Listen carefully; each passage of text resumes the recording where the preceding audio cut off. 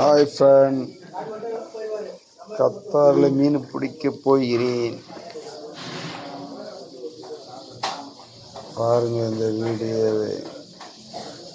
முதலில் இந்த இடத்துல வந்து காடு பதியணும். கத்தார் ஐடி தோகாவில் தொழில் பண்ணிகிட்டு இருக்கேன். இந்த காடு பதியணும். முன்னாடி பதிஞ்சு எத்தனை பேர் போகிறீங்க அது எல்லாமே சொல்லிட்டு தான் போகணும். எத்தனை மணிக்கு வரீங்க, எந்த இடத்துல போய் வலை விடுவீங்க, அது எல்லாமே சொல்லிவிட்டு அதை பதிஞ்சிட்டு தான் போகணும் இடத்துல. அப்படி இல்லையா அவங்கள வந்து போலீஸ் வந்து பிடிச்சிக்குவாங்க அவங்கள. அந்த மாரி தான் அந்த இடம். அந்த வலை விட்டுட்டு போயிருக்கேன். இப்போ வலை விட்டுட்டு போயிட்டு இங்கே என்ன மீன் ஆப்பிடும் இந்த இடத்துல தரையில் தான் விடுறேன். நான் ஒரு 4 மீட்டர் தான் இருக்கேன். என்ன மீன் ஆப்பிடுது அப்படின்னு உங்களுக்கு இந்த வீடியோவில் பாருங்கள். இந்த இடத்துல வலை ஒரு இடத்துல அப்படியே பார்த்துட்டே இருங்க. இதெல்லாம் வலை விட்டு முடிச்சாச்சு. பாருங்கள் எவ்வளோ தரையாக இருக்குது பாருங்கள். ரொம்ப அழகாக இருக்கும் தண்ணி. அந்த பார்க்கும் தண்ணியை பார்க்குறதுக்கும் சும்மா ஒரு 3 மீட்டர் தான் அது.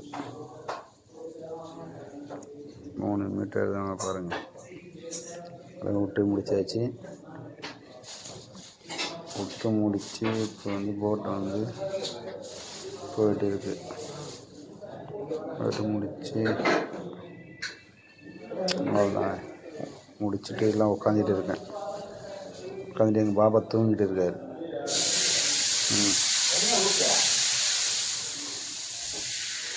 இதுதான் வலையை எடுக்கிற இஞ்சி. அதெல்லாம் விட்டுட்டு உட்காந்துருக்கேன். நான் பாருங்கள் அதை விட்டுருந்து ஃப்ளைட்டு போயிட்டு இருப்பாங்க. மேலே சூரியன் மறைய போகிறது.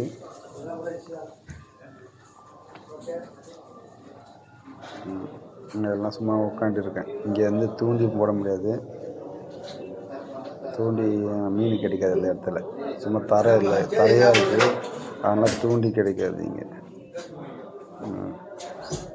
தூண்டில் மீன் கிடைக்காது. முடிஞ்சு சூரியன் மழைய போயிடுது. இப்போ வலையை எடுக்கிறதுக்கு எல்லாத்தையும் ரெடி பண்ணிவிட்டு 5 மணிக்கெலாம் அங்கே வலையை எடுத்து பிடிச்சிடுவேன். பிடிச்சி பச்சிட்டு இருக்கேன் பாருங்கள்.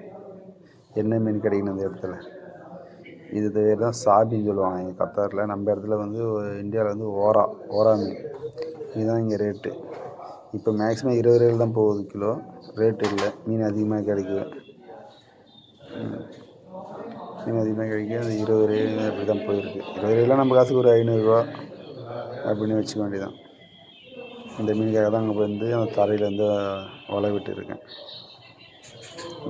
மீன் எடுத்து முடித்து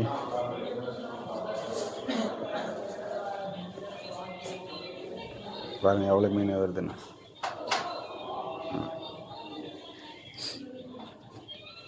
எல்லாம் ஒரு 200 கிலோ இருக்கும் இந்த மீன் மட்டும். ரேட்டு கொஞ்சம் கம்மியாக இருக்குது.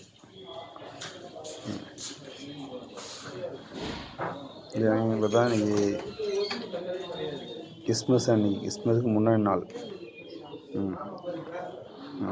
மீன் வந்து எடை கொட்டி அந்த தோகா வந்து எடை போட்டு கொடுக்குறது.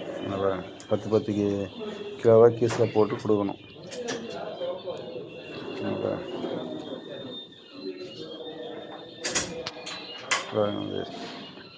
வீடியோ பிடிச்சிருந்தா லைக் பண்ணுங்கள், ஷேர் பண்ணுங்கள், கமெண்ட் பண்ணுங்கள்.